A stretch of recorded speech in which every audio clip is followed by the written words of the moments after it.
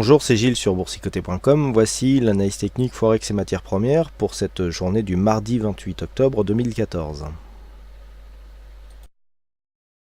Et nous commençons donc par la devise euro-dollar qui finalement confirme sa orientation haussière court terme, puisqu'après avoir testé ici à de multiples reprises cette zone des 1,2645, les cours remontent ici.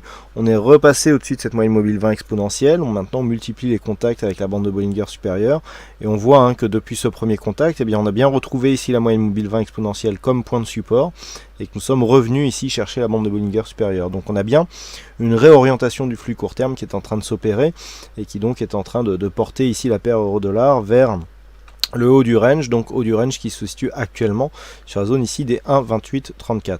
Donc on en revient au scénario qu'on avait plus ou moins mis en place, à savoir ici suite à cette forte phase de baisse, on avait, je vous le rappelle, une épaule tête épaule inversée qui normalement aurait dû nous donner un objectif à 1,29. Alors on est venu toucher un 28,87 ici sur cette phase, mais là la dynamique maintenant est interrompue, donc il n'y aura plus cet objectif des 1,29. Donc pour le moment on est sur une phase ici court terme qui nous emmène à la hausse. Le contexte ici n'est pas encore trop suracheté. On est encore ici sur une dynamique haussière.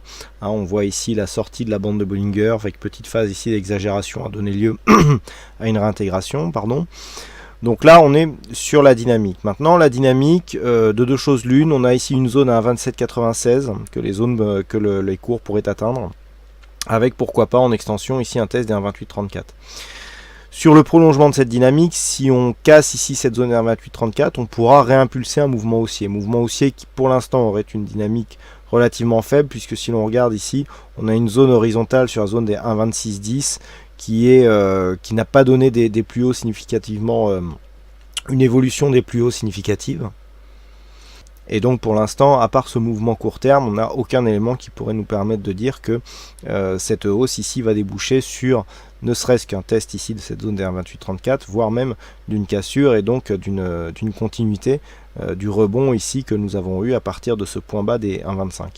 Donc tant que les cours ici restent au-dessus de cette moyenne mobile 20 exponentielle, on valide une poursuite haussière. Si les cours redescendent, on pourra viser un retour ici sur un 26,45. Par contre, à l'inverse, ici, une rupture de cette zone des 26,45 suivie d'une cassure ici de cette zone de point bas que l'on peut quantifier à 1,26 à 1,2610, pourrait provoquer une accélération qui nous ramènerait vers le point bas ici des 1,25.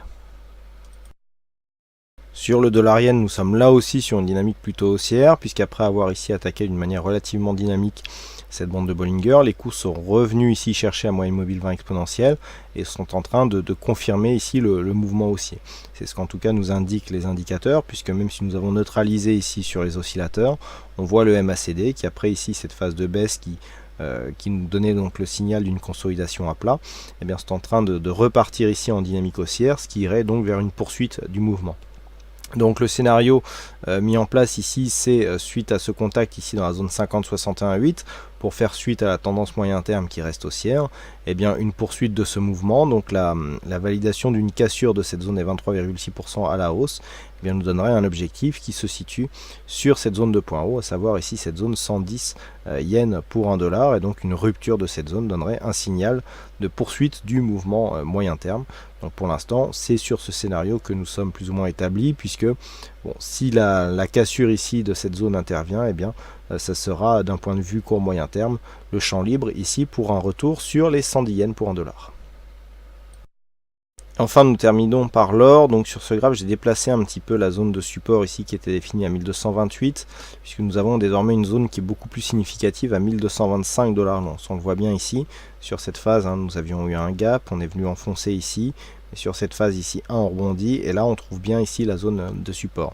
Ce que l'on peut voir, c'est que donc suite à ce rebond technique, qui a été inscrit depuis ici un plus bas significatif, les cours ici sont revenus chercher cette zone et se stabilisent.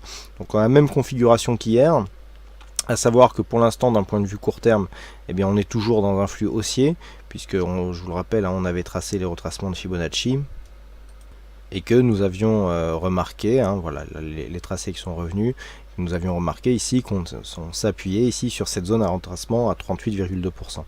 Donc pour l'instant, on est toujours sur cette zone de support. On a eu une petite attaque aujourd'hui, mais qui n'a rien donné. Du point de vue court terme, on reste bien ici sous la moyenne mobile 20 exponentielle, cette moyenne mobile ici qui nous donne des points de contact plutôt pour une poursuite du mouvement baissier.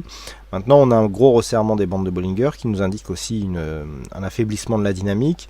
Donc de deux choses l'une, soit on casse rapidement ici et dans ce cas-là on poursuivrait le mouvement baissier sous l'impulsion de ce mouvement court terme, soit on se stabilise et dans ce cas-là on aura une meilleure probabilité de repartir vers le haut et donc de suivre ce mouvement. Donc là on serait sur un mouvement donc, qui impulse une dynamique, retracement à 38,2% et donc retour d'un mouvement aussi. Actuellement on est vraiment entre deux eaux. Donc difficile de trouver le chemin. Si on valide ici, vu que le support a déjà été fragilisé sur cette phase, si on valide une cassure des 1225,6 $ l'once, et bien dans ce cas-là, on pourra assister à une phase d'accélération baissière. Par contre, si les cours remontent ici et reviennent casser cette zone de retracement à 1236 $ l'once, et bien on pourra avoir une phase de hausse qui se développera. On validera une poursuite du mouvement haussier en cas de dépassement haussier de cette zone de point haut ici qui se situe à 1255 $ l'once. Tant que nous sommes entre les deux, eh bien, tout est possible. Je dirais que là, une tendance qui ne retrace qu'à 38,2%, on est toujours sous l'influence de cette tendance, donc on est toujours dans un biais court terme qui reste haussier. Par contre, à l'inverse, pour ce qui est de la tendance moyen terme, on a ici une phase de baisse qui a provoqué un mouvement. On a retracé ici, on est venu tester la zone 50-61,8 puisqu'on a à peine ici attaqué la zone de 50% et on commence à redescendre. Donc certes, on est un peu moins dynamique ici dans un mouvement baissier, mais il s'agit de la tendance, je dirais, sur la plus longue UT qui normalement doit l'emporter dans les phases d'hésitation. On reste toujours dans une tendance on privilégie la tendance sur la plus longue échelle. Donc a priori, c'est un petit peu le statu quo que nous avons actuellement. Donc il faut vraiment attendre ici l'invalidation ou la validation, la confirmation de l'un ou l'autre des scénarios pour essayer de détecter la suite du mouvement sur l'or. Donc une cassure ici pourrait provoquer dans un premier temps un retour sur la zone des 1208 $ l'once, puis par extension un prochain test ici des 1187. Par contre un rebond ici devrait nous emmener mécaniquement sur cette zone des 1255 $ l'once. Voilà donc ce que nous pouvons dire sur cette analyse technique Forex et matières premières. Il ne me reste plus qu'à vous souhaiter à toutes et à tous une bonne soirée, bonne chance dans vos prochains trades, et on se donne rendez-vous dès demain pour d'autres analyses techniques sur le site boursicoté.com. Bonne soirée à tous.